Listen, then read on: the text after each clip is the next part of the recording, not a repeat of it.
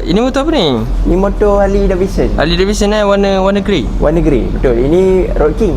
Road King. Ini bukan yang ada seorang tu, artis tu di bawah. Oh, banyak aktif pakai dah sekarang. Dalam cerita, saya tengok cerita tu. Darah abang-abang tu. Ya, darah abang motor ni. Bukan motor ni lah. Motor ni? Dia dah pinjam, dia bagi balik. Ui. Motor pinjam. Kalau ikut cc dia 1848cc agak besar dah. Yang 114 ni? 114 ni dia punya CI. Kalau nak ada CC berapa ringgit? Nak ada cc PC berapa? Pergi tengok dulu PC berapa. Saya nak bawa. Nak bawa? Tapi saya tak ada bifu, boleh Boleh. Tak payah naik. Bawa je. Bawa tak boleh je. Ejah. Kalau nak ejah, jangan jumpa saya, pergi cari JPJ. Awak SA Tak, saya tengok motor juga.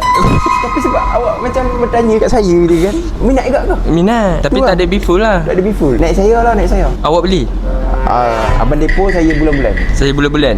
Boleh? Tapi depo taruh lah 80%. Tapi ni tak ada speaker lah. Saya boleh nyanyikan untuk abang. Cuba try duduk, saya tengok. Duduk. Awak kena ke tak? Boleh? Bukan. Okey, dia nak dengar bunyi boleh? Ya. Awak tak apa ke awak start ni? Tak apa kot. Tak apa.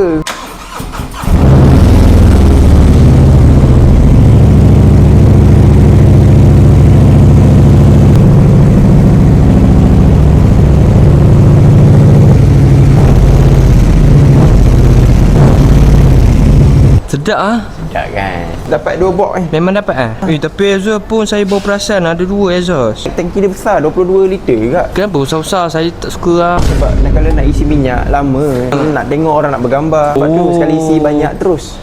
Harga dia dalam 150 lebih. Saya spare memang siap-siap 200. 200 saja. Boleh. Awak bayar depo tu 100% terus. Bulan-bulan saya tolong isi angin.